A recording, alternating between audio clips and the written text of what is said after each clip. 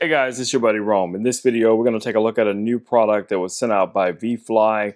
This is the Neo2Beam. These are searchlights. This is a dual pack. As you guys can see, it comes in this really nice little storage case. I think this is something you want to keep an eye on because this will be an excellent place to put these lights back in when you're not actually using them.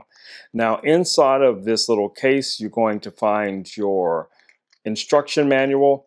The instruction manual is very, very basic, guys. It just kind of walks you through how to connect the lights to your drone and how to turn the lights on and off. They actually have two modes. They have a forward-facing light, and then they have a sort of a landing light, which I will show you guys here in the video, okay? So these are the lights. As you guys can see, very small, very petite, very lightweight. Let's see if we can get a weight measurement on these lights. The combined weight between the two is 22 grams. Okay, so we're getting 22 grams on this.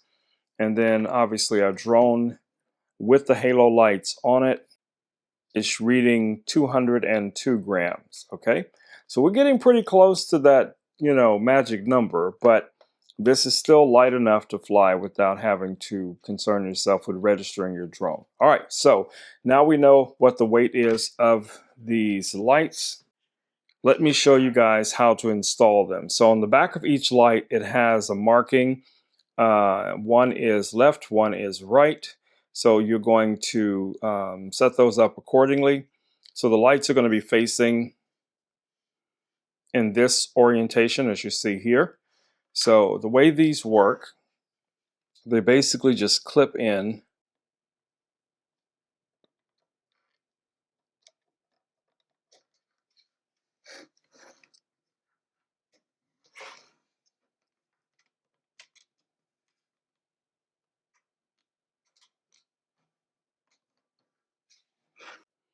All right, as you guys can see, I now have them attached. Everything seems to be very secure.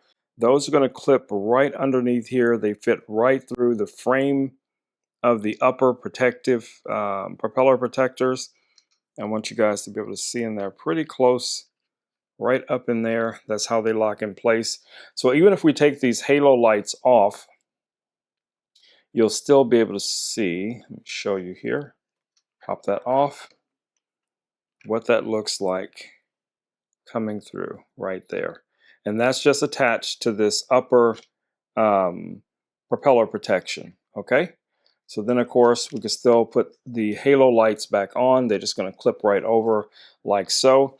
All right, so now to turn these lights on, you have these little buttons right here on the side, and you're just going to press and hold these. Now, these lights are very bright, so I don't want to turn it straight at the camera, but I'm just going to kind of angle it so you guys can see what those look like. Let's turn the second one on as well. So it's a long press to turn them on. And then they also have additional illumination underneath, as you guys can see. Now, what we can do is you can tap this again, and you can turn off the lower light if you want to.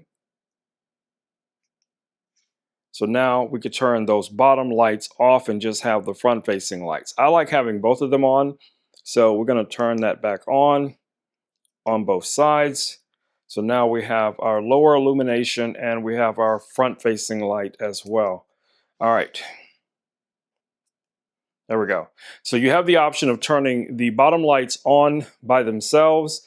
You can have a combination of the two on at the same time, or you can just turn on just the front-facing lights. So basically, the equivalent of a 3-mode light for this. So if we set these down on the desk, kind of turn them away from the camera a little bit so you guys can see how those look. Now, if we turn on our halo lights, if you guys have these as well, and I can tell you these lights are super bright because I just looked into them and now I have that little light spot in my eyes. But anyway, this is what it looks like if you have the halo lights on all together. We will be test flying this, obviously, so you guys can see what the stability is going to be like. But that's pretty much it. So if you're doing, like some exploring, There's a YouTuber that I follow. I love watching his YouTube channel, you know, where he explores these abandoned buildings and schools and churches and things like that. He just kind of flies his drone in through the windows and just explore. I think he could really benefit from something like these little lights. I'm probably going to reach out to him and see if he'd be interested and see if I can get VIFLY to send him out a couple of these lights to test. And as you see, we also have our other landing light here on the bottom of the drone now when we have the halo lights on. So you have 3-point lighting underneath, forward-facing lighting, and then your halo lights kind of as a spotlight. So you'll be, not spotlight, but an identifier light. So you'll be able to see the drone even in the dark, okay? Now to charge these up, again, you're gonna just plug in right here to the USB on either side of them. Unfortunately, there is no easy way to just charge these up without you know, charging them one at a time. There's no, you know, easy way to, you know, there's no universal thing, right? So just like with the halo lights, you have to charge them as well. And I know some of you guys have asked this question. Yes, you do have to take this accessory off if you're going to connect directly to the drone, you know, through the USB-C. If you're changing batteries, you have multiple batteries, that's probably not going to be an issue because you can just charge your batteries in your charging case. But if you're someone who only has one battery, yes, you will have to disconnect this and it just pops off. It just pops off right here at the bottom. I'll show you guys what that looks like that. And now that's going to give you access to your USB-C if you need to charge it, okay? And then this just pops right back on. Now, ideally, I would probably not do that too often unless that is your only option. I would say probably invest in a battery charger. That will prevent you from having to continually remove this, you know, from the receiver, because this is 3D printed, and if you keep applying a lot of pressure to it, it's always, you know, potential of a fault. So keep that in mind. But overall, everything looks good. So let's go ahead and set this guy up. Let me see what my battery level is right now. Okay, so we have 100% battery, so we're going to go ahead and launch this guy here and see how well it flies.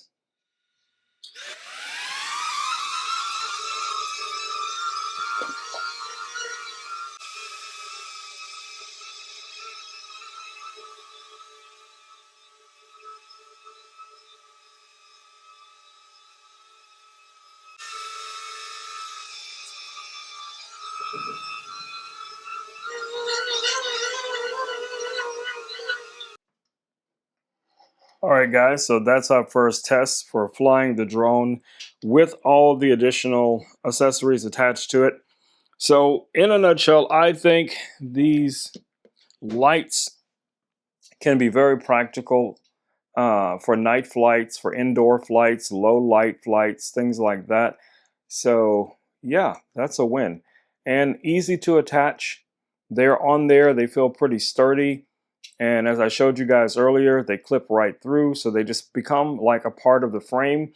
And depending on which bag you're putting this in, you should be able to probably put this into a bag without having to worry about taking them off, because that worst case scenario, they'll just come apart from this frame. So if you do need to take them out, you're just basically going to pry these apart a little bit and then push them through. So that's going to be very simple as well. So, all right, guys, it's been your buddy Rome with Rome Knows Tech, and I just want to do a quick video showing you guys these cool lights that were sent out to me by VIFLY. So if you guys are interested in some type of, you know, searchlight type of lights for your drone, this might be exactly what you're looking for. Definitely check these out. Stay safe. Peace. I'm out.